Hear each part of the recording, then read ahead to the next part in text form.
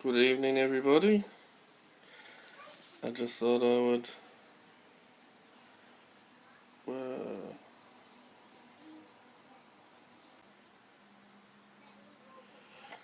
hello everyone again. Had a few people ask me about what telescope I use, so I thought I'd just do a short video and show you the telescope and that I use to view what I'm looking at in the sky. It's a Stellarium next star 6-inch telescope. It's basically controlled by this thing, not turned on at the moment. Basically use that to find everything. You point it at 3 stars to line it up, and then you punch them in and it scans.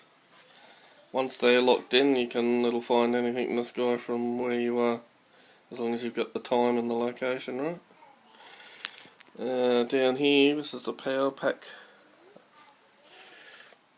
I use for it. It's this one I bought from the auto shop. It's basically it's a 1900 amp jump starter, and I use a cord, a 12 volt cord. I run from that on the plug here, you can see in my hand. Run from there up to the telescope and plugs in just up there.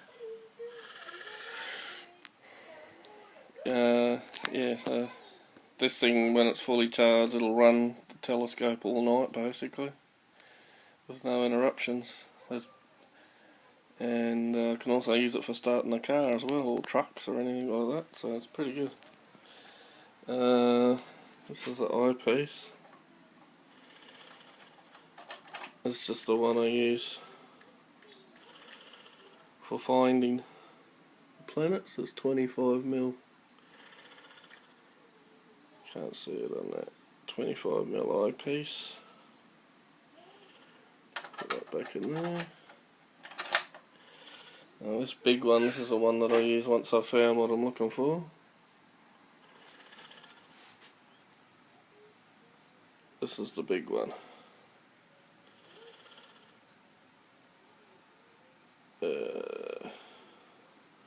Skywatcher.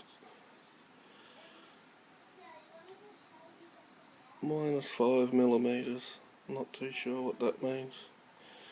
I've only had this for a couple of months, so probably about 4 months, but we've had about a month and a half of bad weather, so I haven't been using it a lot lately. But that's the big one, big piece I use once I found what I'm looking for. This is the piece I used to get the close-ups of Jupiter and some of the moon ones. I've done a couple of moon videos as well. I haven't done many videos, but I plan to do quite a few more now that I've this here is the viewfinder, star pointer. There's a little switch on the side. Click that on, there's like a red dot sight. That's for finding the stars when you're lining it up to use. This thing here, that's basically you turn it to focus. You got your angle bit there. I plan in the future to get a proper camera to mount on the back there, and take this piece here off and you put the camera attachment in there and the camera on the back, but probably be a few months before I can get one of those, because they're not expensive, but it costs a few hundred for a camera and the attachment, so for the moment I'll just use what I can use. Oops, sorry, tripping over the vacuum cleaner on the floor. And it's got a fairly good solid stand, as you can see, so it's not going to fall over unless there's an earthquake. It's got a nice big lens. amazing how they can make them really short like this now instead of the big long ones, but apparently it's to do with the curvature of the mirror inside. This is a 6-inch one. I wish I could have afforded the 8-inch, but it was a couple of $100 more, and this one was over $1,000. So that and the power pack cost me about $1,600. So I'll get there. Once I get a proper camera and attachment, I'll be able to make some really good videos. I use program on the laptop. I can't think of what it's called at the moment, but most people use it. Not Slew, that one's not very good. There's another one, I can't think of what it's called right now, but most people that do astronomy use it. It's a free one.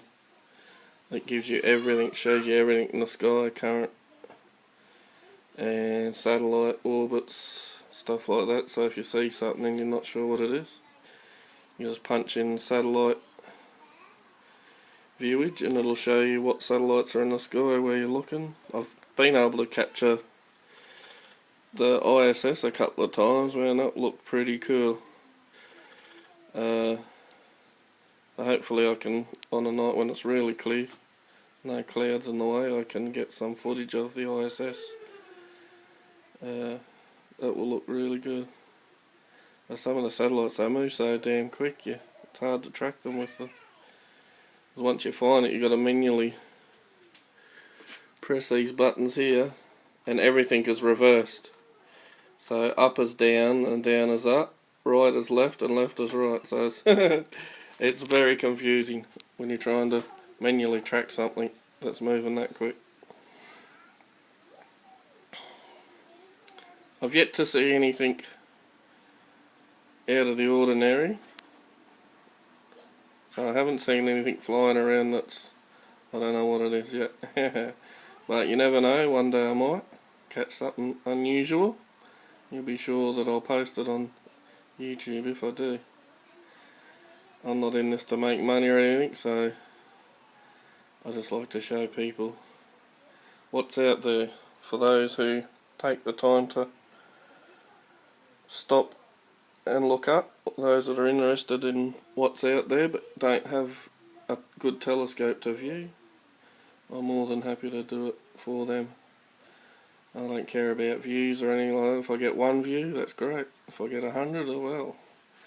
I hope the people that are watching it enjoy what they see. Too many people stare at their phones or Facebook instead of looking up. If everyone looked up for 5 minutes every day, they'd be surprised what they see. Daytime or night time, it's always the right time. Alright everybody, I better stop this now. It's gone over 8 minutes. So takes quite a while. A 3.5 minute video took 2 hours to upload in high definition. So, but I like using the HD upload because you can see the better quality.